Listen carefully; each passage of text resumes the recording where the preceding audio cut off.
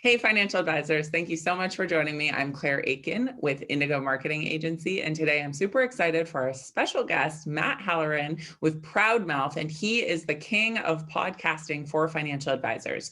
I know there's a lot of advisors out there that are asking about how do you start a podcast? Why would you want to do some podcasting? How does it work? How much time is involved? How much effort? I have brought on Matt because he knows everything there is to know about this subject. And I think it's a really great avenue for a lot of the advisors out there, especially those who have a specialty and who want to share their story and what makes them different. So Matt, welcome to our webinar, and please kind of give us some background on you and your story. Sure. Well, thanks for having me. I had such a great time interviewing you on our podcast a little while ago, and thank you very much for showing some great thought leadership there. My backstory history is I started doing radio when I was 13 years old. So my high school actually had a radio station. Now it didn't reach past the parking lot, probably. I mean, it was like 100-watt radio station, but man, I just fell in love with being behind the microphone. It just, there's something that made me very happy. There's a lot of autonomy surrounding it. And Claire, I was Madman Matt Halloran, and I played heavy metal music. And I wasn't even a fan of heavy metal music really at the time, but it's what they wanted me to play, and so I did it.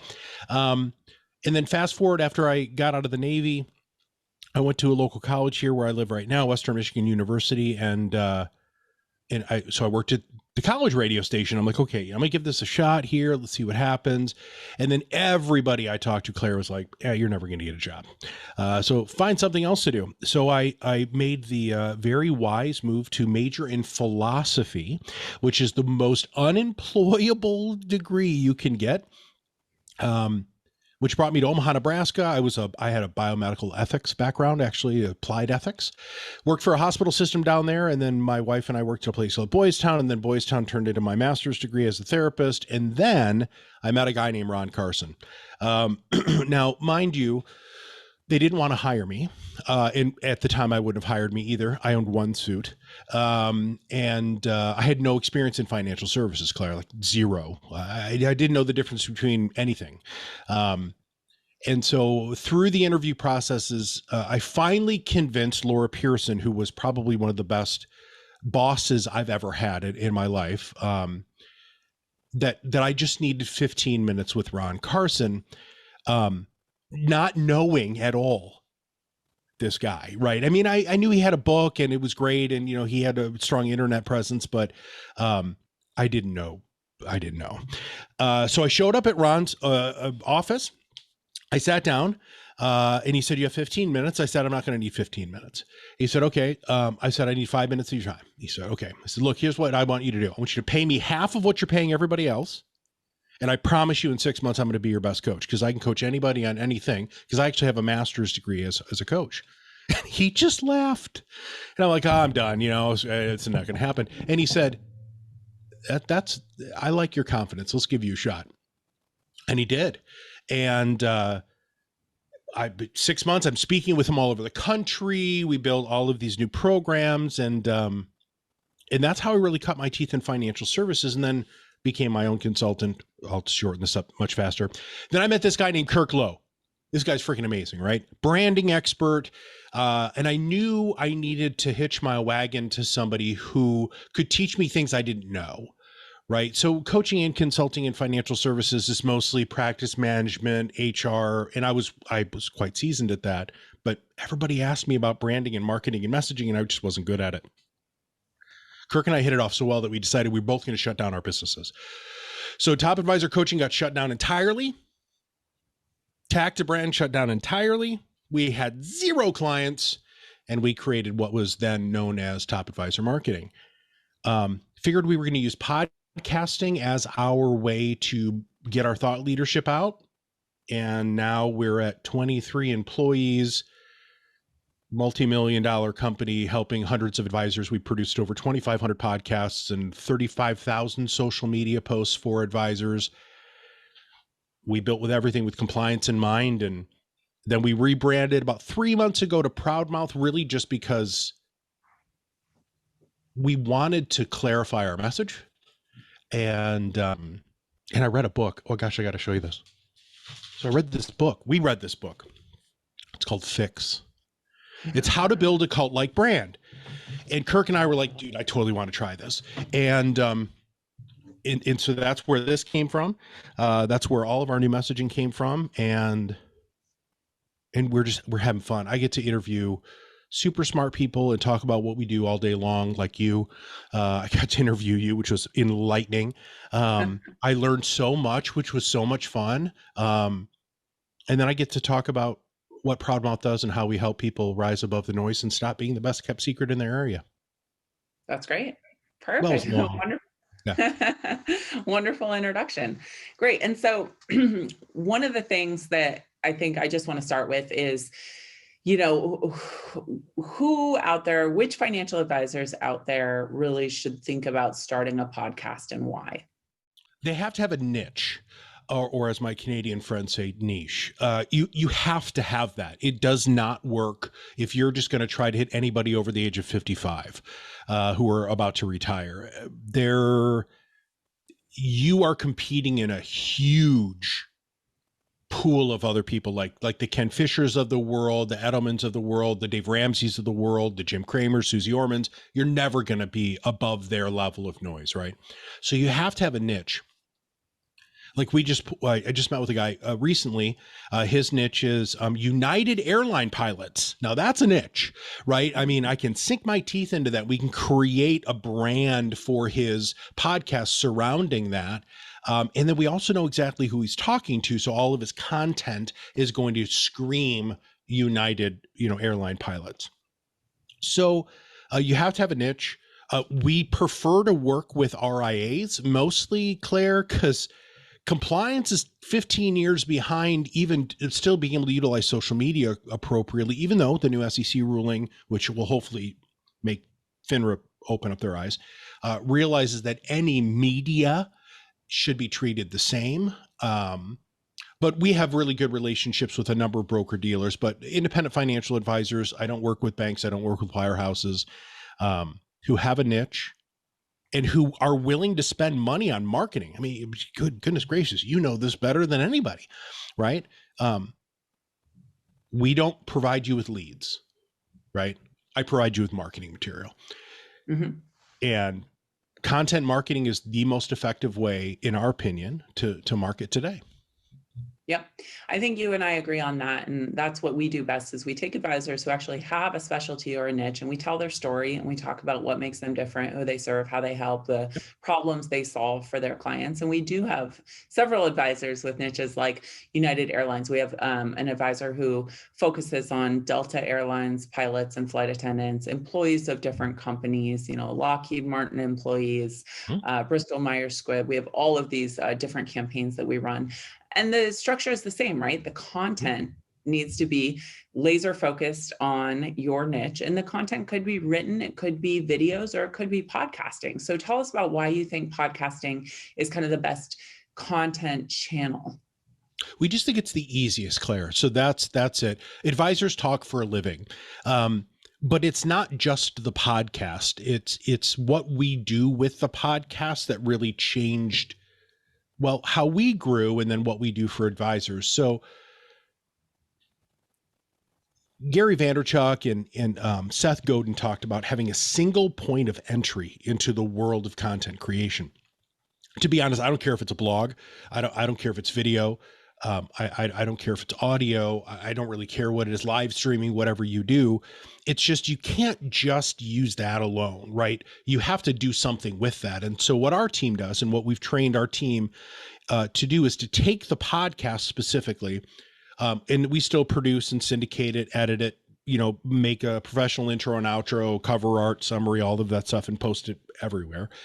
But we also then take it and chop it up into a bunch of different types of social media posts. So we cover video vignettes, audio bursts, quote memes, and then text-based, like call to action sort of posts, because that's what every marketing person says. You need to have kind of a smattering of everything. And so we take the podcast and we chop it up into little bits, and then we can post on the advisor's behalf, or we can send them all of the assets. They can post it with their social media team, but it has to be very, very focused, right?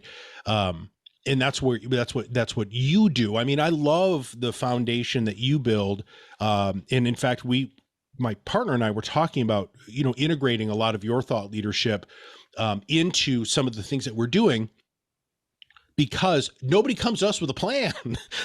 Not even close, Claire. Like, I kind of got an idea, or my top 5 clients look like this. And we're like, okay, well, we'll help craft something, but it's not anywhere near the level of organization that you help people bring to their life. And they're financial advisors, right? They love organization. They're detail-oriented people.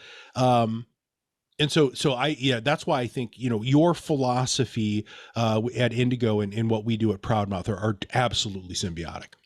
Yeah, absolutely. I agree. So the thing that I teach advisors about content marketing is it only works if it gets done consistently. And so the life cycle of a client is somebody's going to hear about you today. They're not going to move their money for at least a year, and they need to be hearing from you every single month in the meantime. And so whatever you decide to do from a marketing perspective, you have to commit to something that is going to be easy for you. It's like committing to diet or exercise. If you don't like running, you're not going to run. So if you like talking and I agree that it is probably the easiest thing to create as far as content, is podcasting or videos. Whatever you're comfortable with, just pick a lane and stick to it. Yes. And create your content consistently. Speak from the heart, be authentic. Put yourself in the shoes of your clients, what they're worried about, what they're thinking about, how you can help them, and give valuable advice and solutions. And that's what it's all about. And so I love that you guys make it really easy for the advisors. And then you do all of the heavy lifting, because there's so much work involved in recording the podcast, editing it, doing the show notes, cutting it up into different pieces, adding it to their website, doing SEO, deploying it, sending it out by social. So much work. That's much more work than the recording of the podcast itself. And so I think you guys are offering tremendous value and just making advisors look really good with a minimum investment of their time. Yeah. And it's all about time, right? And not having to hire. We figured out, Kirk and I went through who we work with on our bench. We have 10 different kinds of professionals. So instead of having to hire an entire marketing firm or a marketing team to write this stuff for you, where they might not get your voice, that's the other big thing, that we want it to sound like the advisor. We don't want it to sound like that advisor or that advisor. We want it to sound like you, that advisor. We also kind of call it the rock star approach, which I just think is funny because, they show up, they know what songs they're going to sing. They grab the microphone, they do their set, they drop the mic, we pick up the mic, we do everything else. We can do everything else all the way to the point of, nurture sequences, increasing your, basic visibility on LinkedIn or Facebook or Instagram. And that's a much higher level service. But our basic service is just basically, we help you with the podcast. We got professional voice talents that help host the podcast. And then we create the content marketing for you. And if you want us to post it, we can. I just was on a phone call, a new client. So this always makes me nervous. I don't know if this ever happened to you. A new client of mine puts time on my calendar through my calendar program, right? And I'm reaching out to my team and I'm like, why is Malcolm, what did I, what's going on? Like he just started, right? And so he goes, I bet we're on a video call. I bet you're wondering why I wanted to talk to you. And I'm like, well, yeah, I totally want to know. And he's like, well, I'm going to give you unsolicited advice. So to get some piece of paper, I'm like, okay. So I grab a piece of paper and he says, look, here's the deal. I don't think you guys talk enough about actually what you do for your clients. I also don't think people understand how quickly they can get results if they actually do what you tell them to do. And I'm laughing, of course. I'm like, Malcolm, come on, dude. He's like, no, seriously. He's been podcasting with us for 2 months, Claire, and he's already got 3 new clients, organic new clients, because of he's utilizing our system and actually listening to what we're doing. You're right. It takes 12 months. You have to be there. So we say this all the time. Marketing is fundamentally changed. You have to market to your ideal client in the media they prefer, or the social media platform they prefer, while they're there with organic content. And that freaking takes a year, right? But if you listen to some of the techniques that we talk about in our organic marketing campaigns, you can get results pretty darn quick. Yeah. And it pays for the program super fast. Yeah. And that's what we tell our advisors too. It's the same thing. It's like there is low-hanging fruit on your email list and of people you know, of your existing network. And it's our goal to get you more referrals quickly. But to get in front of new people that you don't already know, establish a relationship, that takes longer. And so this is kind of this double-pronged approach of your marketing. But if you have a compelling story, and if you are providing good value for your clients, sharing that story with people who would make a good client makes a lot of sense. And so I think it's a great way to do it. So let me ask you a series of kind of rapid fire questions. So how often should advisors podcast? Twice a month. Perfect. How long does it take them to create the episodes? What's their time investment per month? So we say it's about 3.5 to 4 hours in total for you to basically show up, do your performance, and then we do the rest. Oh, and then review the copy after we get the content back to you. So about 4 hours of your time a month. Perfect.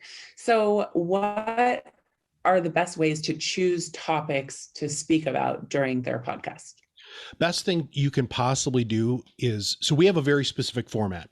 Your first 6 podcasts are going to be about who you are, what makes you unique and different, and why you chose the niche, and what the onboarding experience is like, and then what it's like to be a client. So that takes care of your first 6 podcasts right there. We don't usually even launch the podcast until those first 6 are in the can. And then we want it to be, I know this sounds really hyper simplistic, but what are your clients asking you, right? What are the things that you hear every time you're in a, it's tax season. So, are we going to do tax loss harvesting? Are we going to do, what am I going to do about the gains that I have? How do I prepare for my taxes? Everything to National Life Insurance Month, when they're talking about beneficiaries and different kinds of life insurance. But then, so that's only the first of 9 podcast tactics that we have. So we have 9 podcast growth tactics. The first one is what we refer to as expertise podcasting. And then the other ones are incrementally more specific. So one of them is interviewing your centers of influence, because, okay, Claire, I did this with you. You are a center of influence to me. I love your stuff. I've been following you forever. So I know that if I interview you, the probability of you sharing that interview with your network is very high, right? And if you're really lucky, like I am right now with you, you ask me to come on and do something with you, right? It's the exact same thing with financial advisors. Interview the estate planning attorneys, interview your CPAs, even if they're not COIs now. It's a 30-minute commercial about that center of influence, and they're going to share it. And then we go incrementally deeper into centers of influence. We have different focused campaigns, lifestyle campaigns, all the way up if you want to create a book based off your podcast. We've got a system for that. So it's not just what are we doing today. You go into our coaching program, and we not only teach how to be great behind the microphone, but how to utilize your podcast in order to grow your business and your overall influence. That's great. Yeah. And I love that strategy, that COI strategy. And it depends, of course, every advisor is different. It depends who you're going after, right? And so if you are going after Intel employees, we have an advisor that does this. He interviews retiring Intel executives and talks about what they wish they had known. What do they wish they had done? These people are sort of local celebrities within the Intel ecosystem. And so people are interested in hearing, they're retiring, and how did they maximize their benefits package? What are they going to do when they're retired? How did the advisor help them to find financial freedom? And now they're going to travel around the world, or whatever it is. So you need to really have your finger on the pulse of your ideal client and think about what they would think is cool, and do that. Reach out to, if you're going after business owners, maybe talk to local business coaches and get them to share your podcast with their network of business owners, right? So it's a strategy that needs to be unique to each advisor and to each advisor's niche, but it's a really cool strategy, and it's a lot of fun. That's one reason that I do my podcast, which is in the off season right now, but you get to interview people that you respect, people that you like. Ron Carson was on my podcast. I get to ask him every question I want to ask him. It's just a fun, easy way. And I think there's something neat about just having a conversation, having people listen, particularly for men. I think there's an innate consumption of information that is very natural for men to listen, but not look directly at somebody. So, if they're driving, they're going to talk to you more than if they're looking at you face to face. And it's particular to men that they would rather listen and talk than look somebody in the eye. So I do videos because that's my, preferred method. But I think for a lot of men, and a lot of financial advisors are men, obviously, doing kind of this audio only is the perfect way for them to consume information. And so I think what you're doing is really cool. Oh man, I agree with everything you said. Yeah. So give us kind of the answer to the tough question is, what is the investment for advisors who want to dedicate time? How long should they commit to? You said 2 podcasts a month, but what's the financial investment? So it just depends on how much you want us to do for you. And the commitment is a year. So we ask everybody to stick with us for a year, because just like you said, when you research content marketing success, there are some very specific milestones. It's between 9 months and 18 months, right? So really squarely within the year, if you're not getting great success with us, then something's not right. Whether you're not specific enough, and I know it sounds terrible, maybe you suck, right? Maybe you just are not good behind the microphone and you gave it to the college try and it's just not for you. Great. So the investment starts. So we have the Influence Accelerator Academy, which is our free online thing, which I'm going to hopefully convince you to give me some more stuff here relatively soon to put in there. So it's all about marketing, right? So that's what the whole thing is. How do you raise your influence? That actually can start at $99 a month, where you get 4 coaching sessions with people on our team. So 1 every single solitary week. And so that is a great way for you to dip your toe in the water, see if you really want to do this. I mean, we'll teach you everything, what equipment to buy, how to set everything up, how to even edit stuff, which I don't know why anybody else would want to do that, but some people think it's fun. I actually do. But our normal services, so what we call, are an Influence Accelerator package. It starts at $1,500 as the setup, where we build your channel, we buy you the equipment, we teach you how to be behind the microphone. We help you format usually anywhere from 8 to 12 podcast topics before you ever hit record. It also helps us. We build a cover art for you, a professional voiceover intro and outro, and we get all of that stuff taken care of.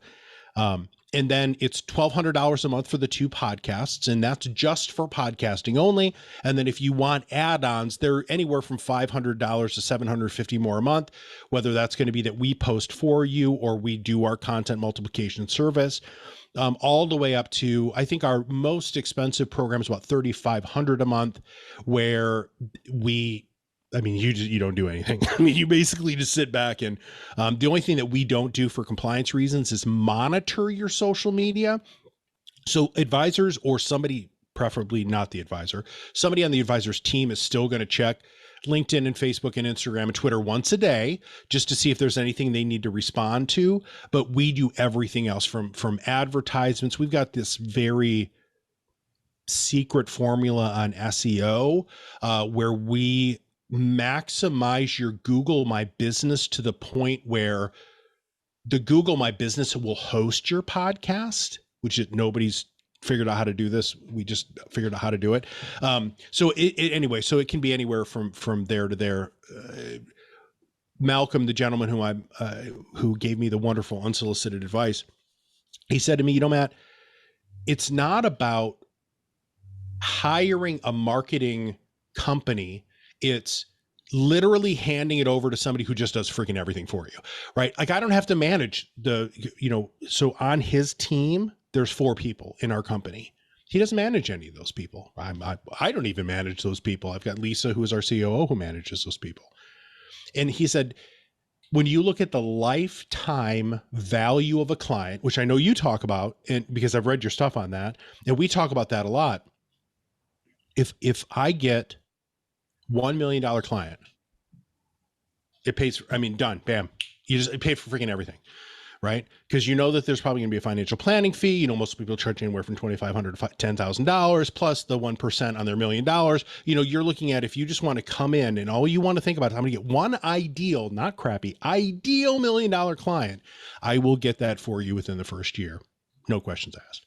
Absolutely. Yeah. I think the value you guys are offering at that really reasonable price for all the work that is involved is fantastic. And I've been working on marketing, for the past 10 years, and we have a system set up for doing webinars. And I know if an advisor out there tried to figure out the optimal system that I've created over the past 10 years, Yeah. it would take, first of all, it would take you a year, and Yep. you would make so many mistakes. You'd waste so much money. You'd waste so much time. You'd probably never get it done. So it's not just the value of the work that you're doing, but it's the expertise you bring to the table and all the mistakes you've already made and the best practices that and the equipment, and just being able to outsource to a professional that knows what they're doing. And I think that's really important. And that's what we do for our advisors with our 10-step webinar process. And you guys do, so they can really minimize the time they spend and the energy and the second guessing and reinventing the wheel around this process, where we know the outcome works. So it's about getting the outcome with a minimum investment of money and time and frustration.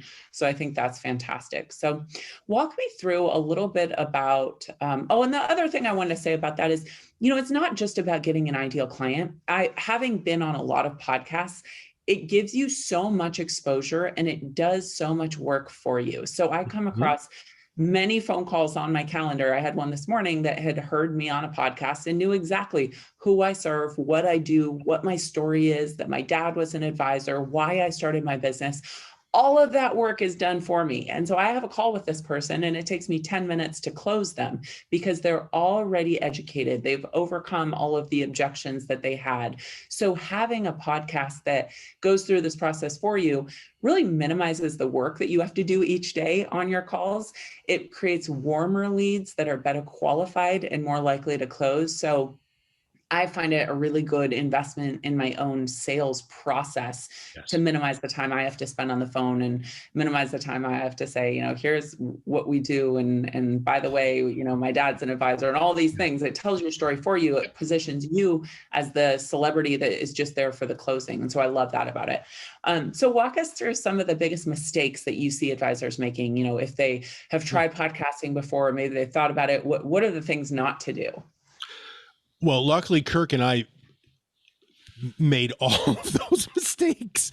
Oh boy. We dumped our first 50 podcasts, by the way. So we're 300 into the Top Advisor Marketing podcast. It was actually 350. We just dumped the first 50. They were terrible, right? And so what was terrible about it? So this is what most advisors do wrong. Number one, they make it all about themselves. Should not be about themselves. It should be about the client and what you do for the client. So it's that other focus that you have to have. When you're podcasting, you should be closing your eyes and say, okay, here's who I'm looking at, right? Here's who I'm talking to. So when you ask me, Matt, who's your ideal client? I can get granular on that, by the way. And you have to do the same thing. So there's one huge mistake. The second one is solo casts. I think solo casts are one of the worst ideas because unless you're amazingly entertaining, right? So we call it the perfect podcast formula. There's 4 parts: entertainment, education, storytelling, and call to action. And so breaking those down, this is where the other mistakes happen. Number one, you have to be somewhat entertaining. Luckily, we teach them how to kind of find their entertainer so that their voice will be a little bit more sing-songy so that we keep people's attention. When they realize they've been talking too long, they stop. And ours are all interview based because it's like you were talking about, when you're driving on the road, it's like you're a fly on the wall of 2 really freaking cool people who you want to learn from, right? So solo casting, that's a big one. The next one is you have to tell stories. And this is where a lot of advisors don't take advantage of not talking about testimonials, but explaining the ideal client and what their experience is, working with them. It's not about rates of return, right?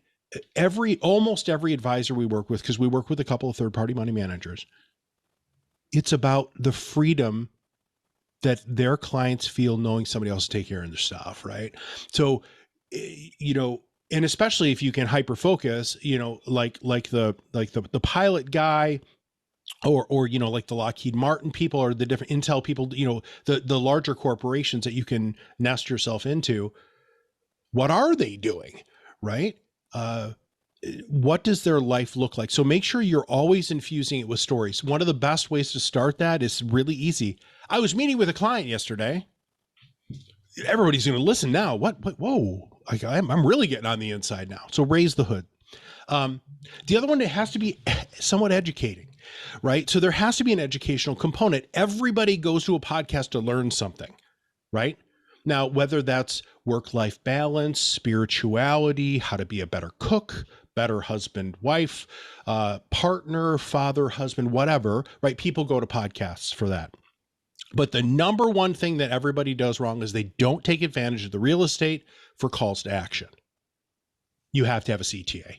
And that CTA can't always be, please use the link below to sign up for a free appointment where I can review your everything personal you could possibly give me, and I'm going to make you terribly uncomfortable and ask you for more than I should.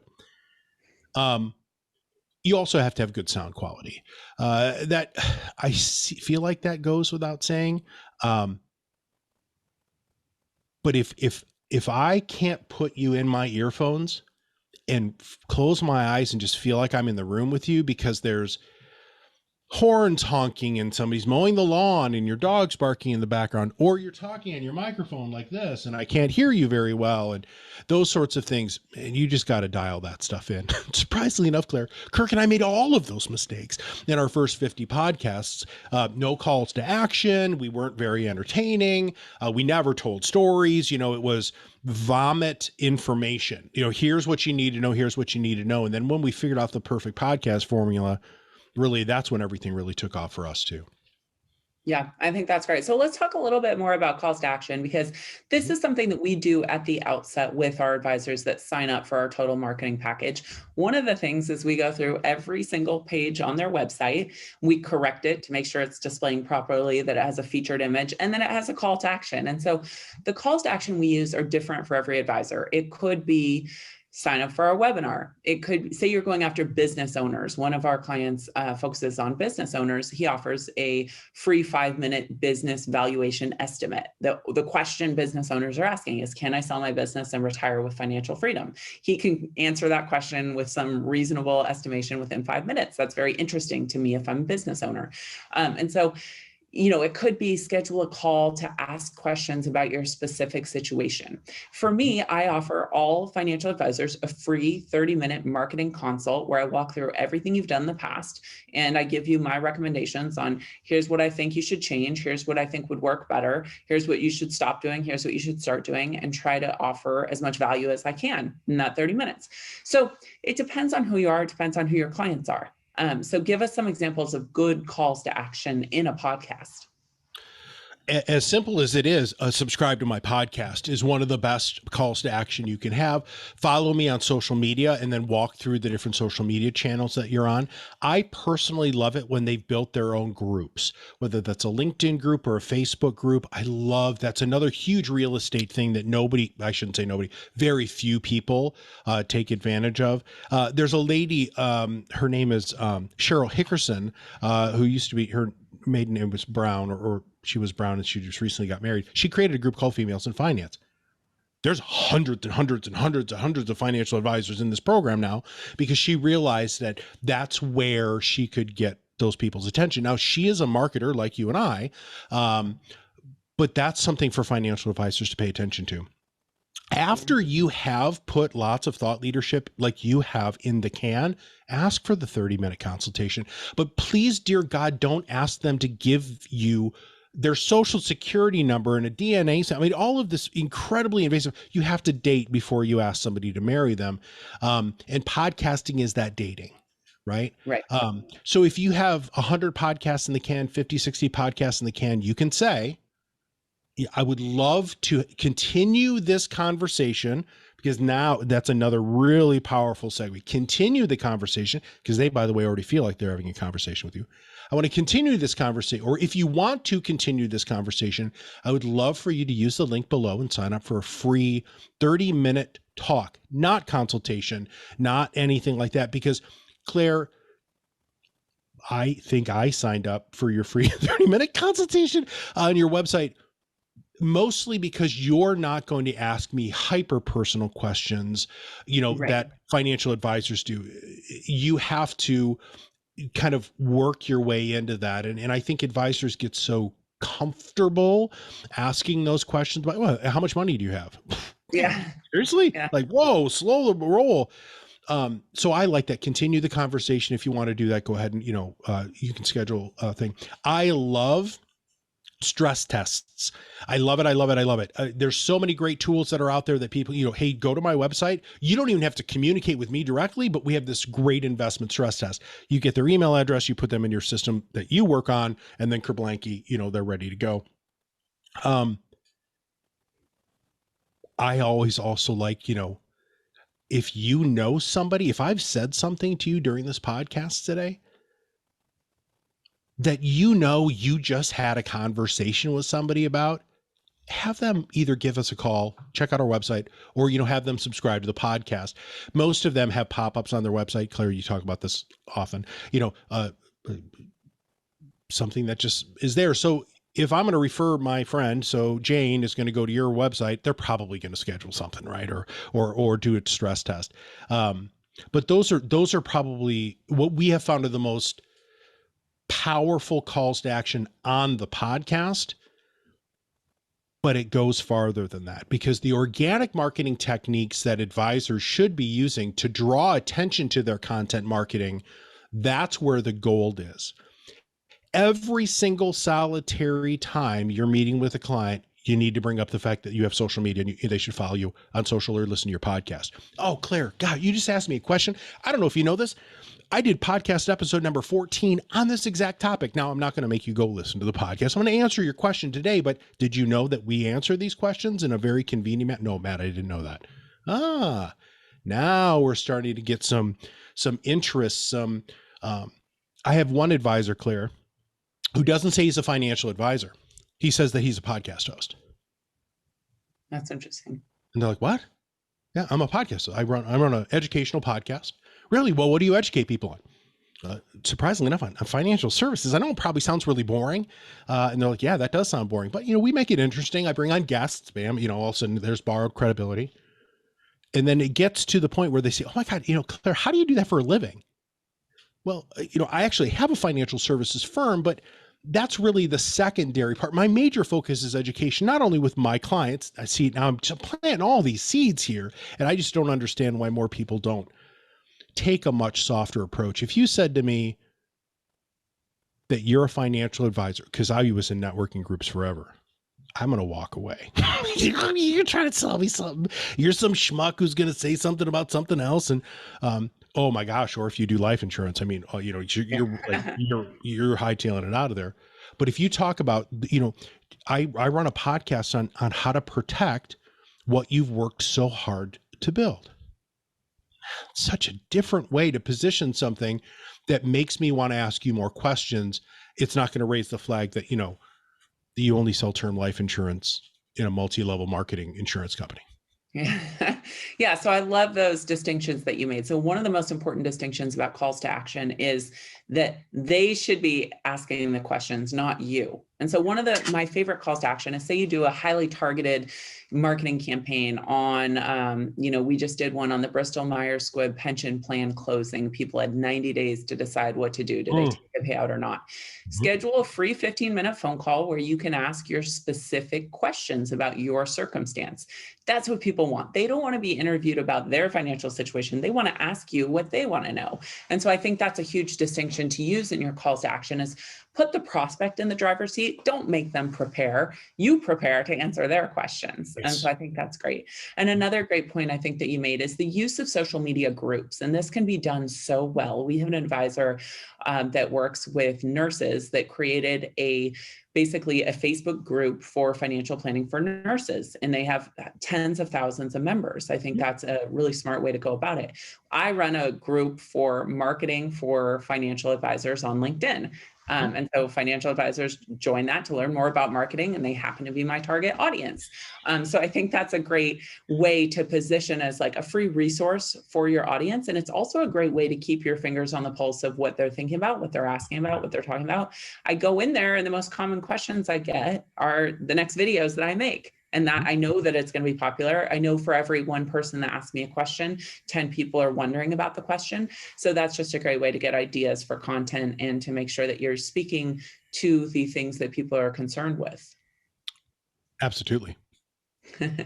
Great. And so speaking of calls to action, how can people get started with you? What are the next steps that you want people to take regarding if they're interested in learning more about podcasting? They should probably subscribe to our podcast. So in financial services space, we have about 300 podcasts where I interview people like you, M&A people, third-party money managers, FMOs, IMOs, advisors, marketing people within the industry. It's called the Top Advisor Marketing Podcast, and it's very, very easy to find. If you literally type in Top Advisor Marketing Podcast, it shows up. But we also have something that's free. So what I'd really like people to do is to join our academy. So we built this educational academy that has basically organized Kirk Lowe's thought leadership from marketing and branding for the last 20 years and made it so that it's so easy to find, right? All I do is I shoot the videos. I'm not the one who comes up with the ideas generally. That's Kirk. He's the genius behind our company. And so that would be really easy. It's called Influence Accelerator Academy. You can find it on our proudmouth.com website. I'll scroll all the way to the bottom, and it's free to join, right? Free. Yes, I'm going to ask you for your email address. And will there be a time where I say, hey, do you want to upgrade? Of course I'm going to do that. I'm not going to lose the opportunity of trying to have you engage more deeply with our organization so we can provide you with more help. But those are the two easiest ways to do that. But honestly, the easiest one is they should just follow me on LinkedIn, right? Either follow me, our company Proudmouth, or Kirk Lowe on LinkedIn. Every day we're putting out well thought out marketing content to help you. We believe that we want you to rise above the noise, so you stop being the best kept secret in your area. If that statement resonates with you, if you want to stop being the best kept secret in your area, well, first off, Claire, I think your webinar system is genius, right? And if that's how you want to grow, then they need to hire you. If they want to do something that's a little bit different, which would be using the podcasting as their single point of entry, then I would love to have them become a member of our Proudmouth family. But listening to this webinar, you've got two opportunities to launch your business wherever you want to go, whether they're utilizing your team at Indigo or they're using, our team at Proudmouth. I think we both have some pretty darn tootin' good solutions. I think so too. Yeah. And I really appreciate you sharing your expertise. I believe in podcasting. I have my own podcast. It's the marketing podcast for financial advisors. I think that it's certainly a growing platform. And I think that advisors who really start getting good at it early. And like you said, practice is the number one factor. I remember I went to business school and they said, the number one factor that correlates with success after business school is time spent practice interviewing. And so I thought, okay, well, my job for business school then is going to be practice interviewing. So I spent hours, hundreds of hours interviewing with other people, mock interviewing on camera. And then guess what? I landed every interview I did after business school because that is the correlating factor with success. Same thing with podcasting. It's practicing, it's doing it.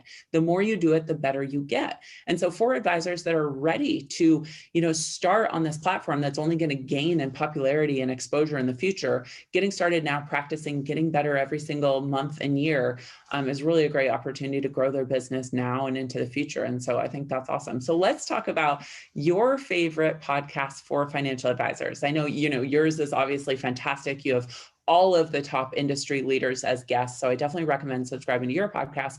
But what are some others for financial advisors that you recommend? Steve Sandusky has a podcast. So he was actually another one of the people in the leadership when I worked at Peak. Man, talk about guests. I mean, that dude can pick up the phone. And, he had Tony Robbins on his podcast. Oh my God. Right. I mean, that's the sort of stuff. And so I love his podcast. What other podcasts do I really like? See, I would venture out of financial services to get a very different approach. If you want to hear a podcast that is meant for investment focused advisors, there's one called Invest with Clarity. He's actually a client of ours. He's one of our oldest podcasters. If you want to hear a perfect podcast formula, he's got it. And on top of that, if you want to know how to position your investments, which, by the way, so, yes, it's about client experience, but you should probably still do okay when it comes to performance. And it's still important to people. Who else do I listen to? Or who else? Oh, oh, oh, oh. The Simply Advised podcast. And then God, I'm trying to remember what Brad Swinehart has got a podcast Yes, he's great. that I absolutely love. I love that dude. We'll link it below. Yeah, Brad is with White Glove. White Glove. Yeah. He does a great job on marketing for advisors. So we'll link to that. I believe I was just on his podcast. You were, because we run his podcast. And he's actually a personal friend of mine. We're both Michiganders. He only lives like 2 hours away from me. And I absolutely love his energy in all of that stuff. Now, outside though, just very, very quickly to digress, one of the best non-financial services podcasts that I believe everybody should listen to from a formatting perspective and to truly understand what it means to tell a story in our perfect podcast format is the Moth Radio Hour, right? If you are not listening to the Moth from a storytelling perspective, not only are you missing beautiful storytelling, but you're also really missing, you just get to learn so much about how to use story to influence people to make changes in their life that you might take a part in or not. Yeah. That's and then great. I'm also the other non-financial services one would be stuff you should know. I'm a huge learning person. I'm a total geek when it comes to trying to learn new things. And the Stuff You Should Know podcast they're like 1,000 episodes in, Claire. I mean, they've been doing it forever. And it's two guys that do the podcast and they bring on guests, but they're so freaking entertaining. So they do that whole, they don't even have a call to action. Their call to action is to subscribe to their podcast, but they're just so amazing. I love it. Yeah. I love listening to a lot of podcasts. I listen to a lot of marketing podcasts that are probably a little too intense on the marketing for financial advisors out there. But, a great podcast to listen to is Tim Ferriss, author of the 4-Hour Work Week. He's fantastic.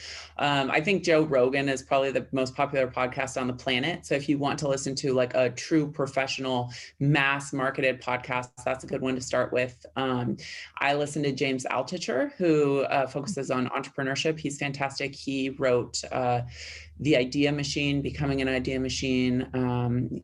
He is really great. And so, just kind of looking around and listening to a lot of different formats, I think is important. And then one podcast that I absolutely love that I recommend to advisors is Freakonomics. I believe it's called Freakonomics Radio.